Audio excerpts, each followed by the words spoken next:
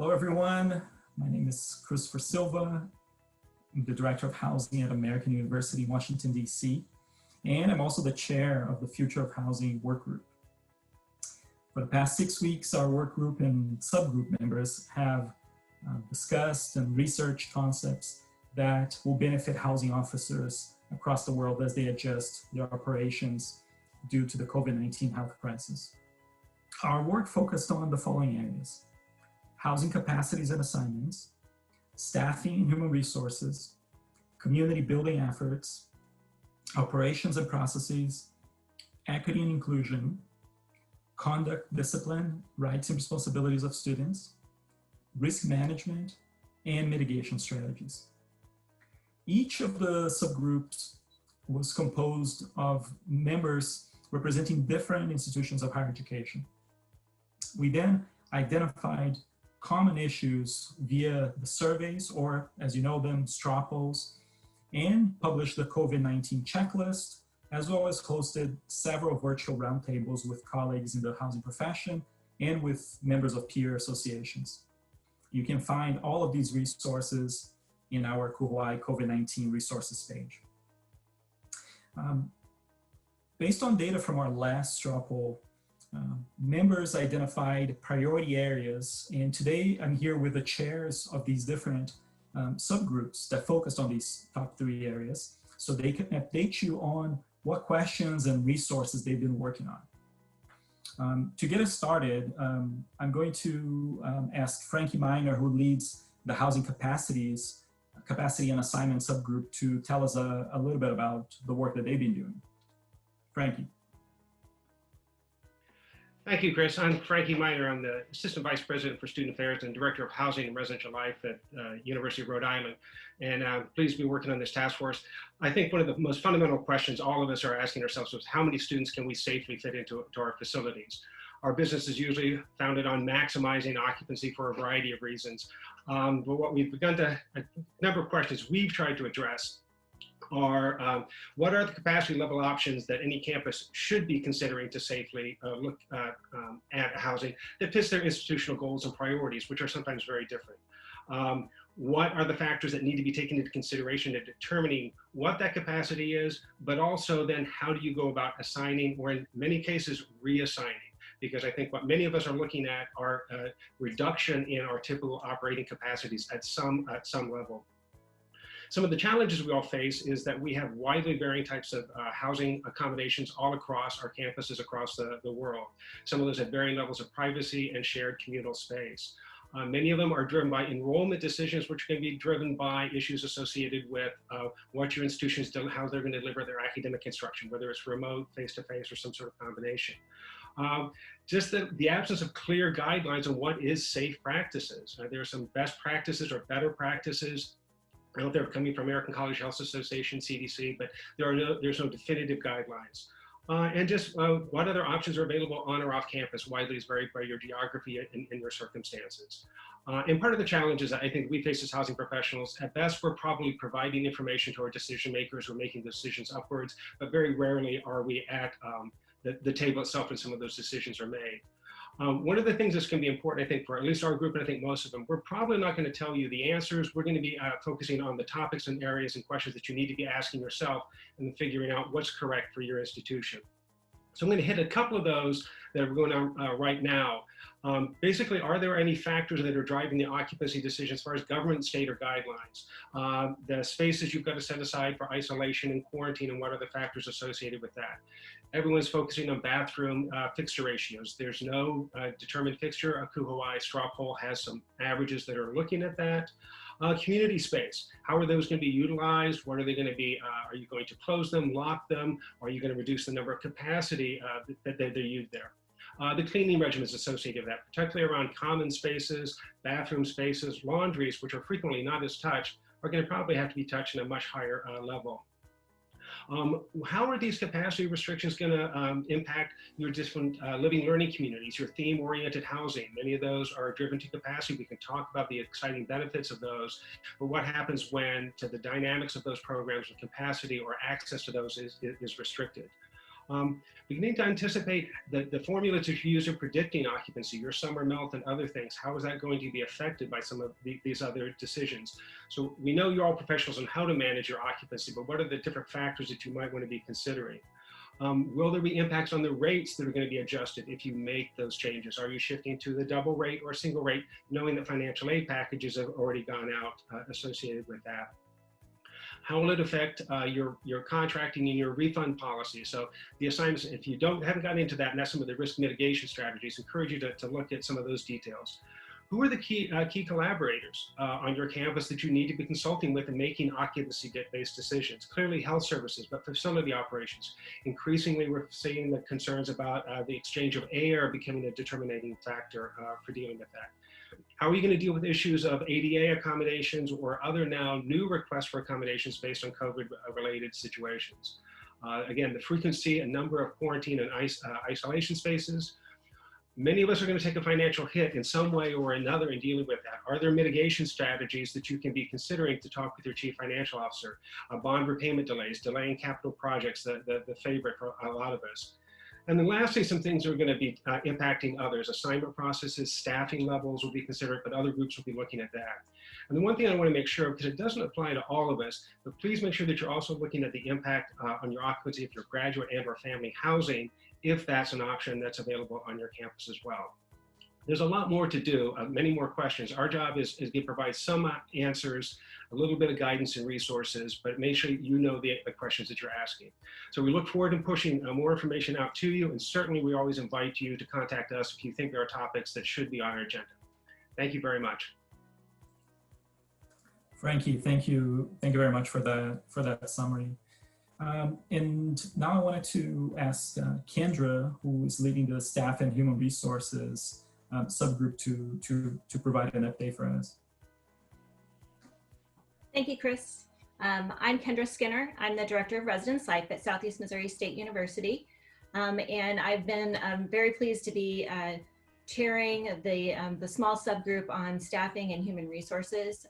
We've had a lot of great conversations, and as all of you can imagine, there are a lot of different concerns with regards to staffing and some of our areas that we need to focus on for this next year. We've had a lot of conversations mainly focused around training and what training will look like for our student staff, our graduate level staff, our new professionals who are coming in, and what that might look like as we are still trying to identify lots of different areas for that still need decisions made. Guidelines from local, state, federal governments are definitely going to have an impact on some of those decisions that our campuses need to make. And because some of those have been a little slow in coming, we're still trying to determine what some of those things will need to look like when we get to campus in the fall. So the training needs for our staff was really a big focus area for us, along with just talking a little bit about what might happen to our staff members as many of our institutions are looking at hiring freezes, furloughs, laying people off. There are a lot of things that could change within our departments, and some of those that we don't necessarily know what those will be coming very quickly down the road for us. And so we know that there are a number of institutions that are looking at what those needs will be and what we need to have in our staff pool in order to make those types of communities that we want within our halls appropriate, those appropriate levels for everyone. So the staffing needs, the training needs really for our staffs, how we're going to ensure for our graduate assistants that they still maintain a good quality experience. For many of our institutions, we might be looking at no students living on campus. And so what do we need to do for our graduate assistants to make sure that they are still having a good quality experience that's going to make them a great professional when they get out there for that new first position. And job searches, how are those being conducted by institutions? So many of us are used to face-to-face, everything that we do from training to hiring people, and those things need to change now. And so how do we go about conducting job searches now virtually, and then onboarding staff to our institutions, and how do we do those virtually, remotely, through online methods. We recognize that a lot of institutions may already have fairly robust training that they do online, whether that's some summer training or pieces of their fall training, but there are many institutions that do not. And like our faculty members who had to make a very switch move to online and remote learning for our students, we're now looking at how can we provide some assistance in that area for those institutions that know that they're going to need to provide some type of online training for some of our staff. And so our team has put together a checklist regarding training, just to help you with some questions that you might be thinking about. What are some of the platforms that you might want to look at as you're considering some of those training needs? And then just how do we go about doing training? That's really been the biggest conversation that we've had, because there are so many different things that we need to think about. How do we still form staff teams? If you have a small staff of 10 people, that's very easy, but many of our institutions may have upwards of 300 RAs. And how do you go about training that many staffs together, and what that will look like at your various institutions? Obviously, as Frankie indicated, many of our institutions are so different, and the needs are going to vary. And so hopefully some of the information that we've put together will help as people are answering some of those questions and looking at some different things. But there's been lots of challenges, obviously, with all of this, and I think many more to come as we rethink what some of our departments need to look like, and how we can go about shaping the individuals that are a part of that. And so hopefully, as Frankie has indicated and as Chris has said, there are still a lot of questions to be answered that are coming, and I think many more that we don't even know about yet. But hopefully through the work of this entire work group, that our members will at least have some guidance with some of those big questions that they're looking at. And it's really been great to be a part of this and to work with these individuals to put all this together for everyone. Thank you, Kendra. And now to our last update, I wanted to ask John to provide information on what the risk management subgroup has been working on. John. Thanks, Chris. My name is John Lauer. I serve as Associate Vice President for Student Life at Colorado College. And when you open up the Chronicle and you read about the liability minefield that is higher education, you can't help but think about how are we going to identify the risks, how are we going to mitigate those risks. And I think our work, our subgroups, number one hope for you is to remind everyone that this is what we do, right? We are experienced risk managers. There are many risks that we're going to face this fall that we've faced every year prior. And I think one of the greatest risks is to forget that and to forget the things that we have used in the past that have helped us navigate all the risks we faced before. The potential most valuable tool is communication.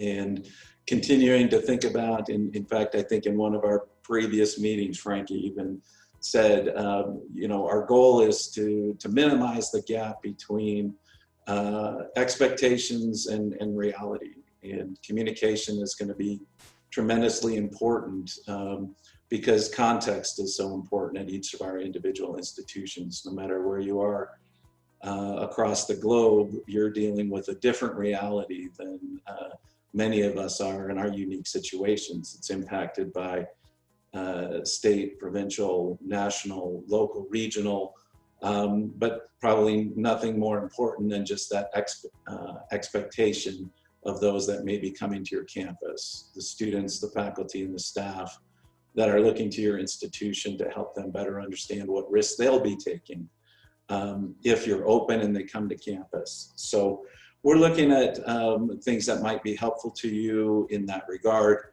as you consider what mitigation tools might be best for you. Is that a modification of policy through contract language?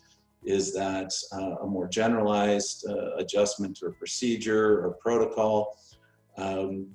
You know, we've probably all been reading about the pros and cons of waivers and these various tools. So we just hope to be able to, again, in the risk of being too myopic in our thinking about a singular risk, like a very serious virus, we don't want to.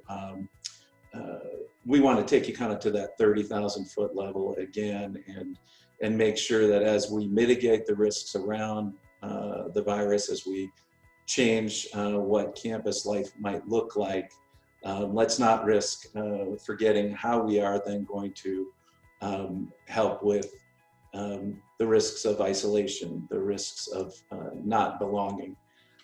How do I connect if everyone's wearing a mask? And so we'll be trying to do those things, and remember that the risks do involve reputational risks. They do involve public health risks, mental health risks.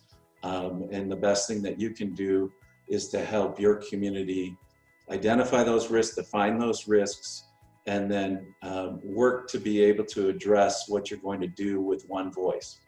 And as Frankie mentioned, that does mean that you need to be in good communication, because if different people say different things about an aspect of your residential communities, that does set your institution up for potential litigation, liability, or just unmet expectations. So we're with you. We're not going to have all the answers, but we do hope to help continue to help you elevate your thinking and do your very best on behalf of your community, your students, your faculty and staff, which we know is your primary goal every day that you show up. John, thank you so much for that update. To wrap up our report, just know that in the coming weeks, we'll be releasing a summary document which will include information on the work of all the subgroups. So in the meantime, we encourage you to continue to visit the ACUHO-I website, participate in the virtual roundtables, check out our COVID-19 resources, and engage with other members in the online community discussion board. We appreciate you tuning in to hear these updates, and we wish you the best of luck in your planning efforts.